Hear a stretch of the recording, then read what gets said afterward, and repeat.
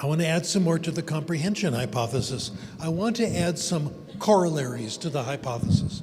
Corollary number one, kind of surprising.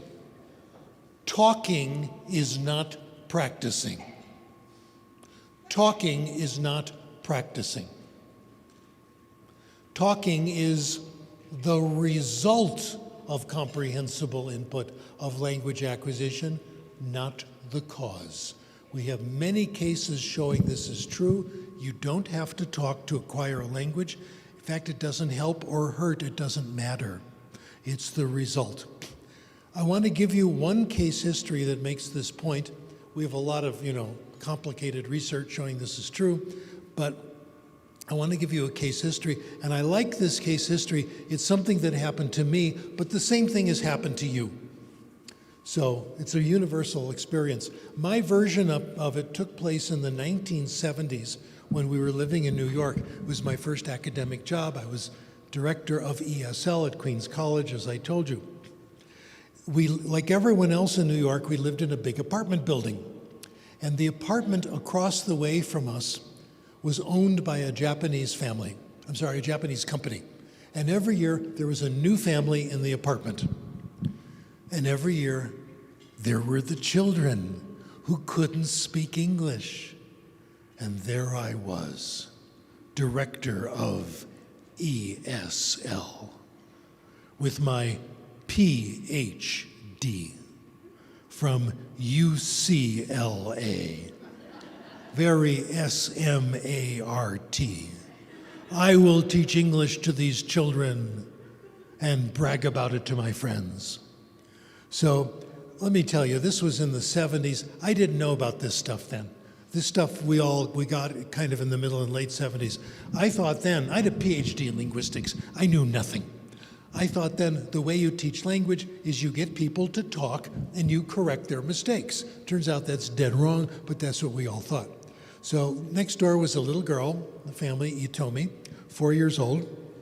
Gosh, she's probably a great-grandmother by now. Anyway, and I wanted to help her learn English. So I tried to get her to talk. I'd come up to her, say, Itomi, good morning. No response. Itomi, say hi, hello. No response. Obviously, I've got to make it more concrete.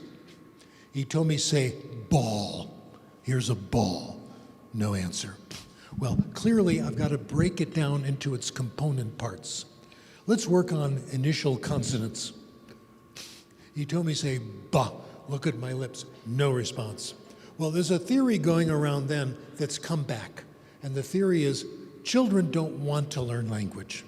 You've got to force them into it. In fact, the theory today is that children don't want to learn anything. And the theory today is that children are lazy and evil, which is why we have to test them all the time. And teachers are lazy and evil, so we have to force them to work. None of that's true, of course. So I used that. I said, I won't give you the ball until you say ball.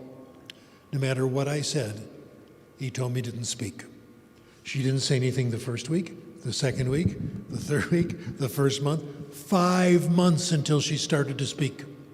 Actually, that's not entirely true. Children during this time do say certain things that it's not real language. They pick it up from the other kids in the neighborhood. Things like, leave me alone, get out of here. One child I knew, the only thing he could say was, I kick your ass. Wasn't quite sure what it meant, right, exactly. After about 5 months, Itomi started to speak, and several things were interesting about her language acquisition. First, it looked a lot like first language. 1 word, 2 words, gradually getting more complicated. The same process our children went through. Second, it came quickly.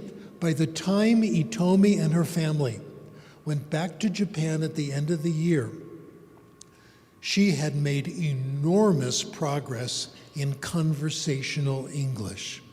What was going on during those first 5 months? She was listening. She was picking out comprehensible input. Big sentence coming up. When she started to speak, it was not the beginning of her language acquisition. It was the result of all the comprehensible input she had gotten over those few months. She was going through a silent period. You'd like to have a silent period, wouldn't you? How about you go to a class to decide you're going to get some knowledge of Lakota. So you go to Lakota class.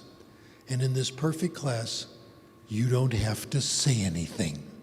Isn't that wonderful? You can talk all you want, but no one's going to call on you. And also, if the input isn't comprehensible, it's the teacher's fault, not yours. That's how we're doing it today. And the results we're getting, as you'll see, are much better than the other methods.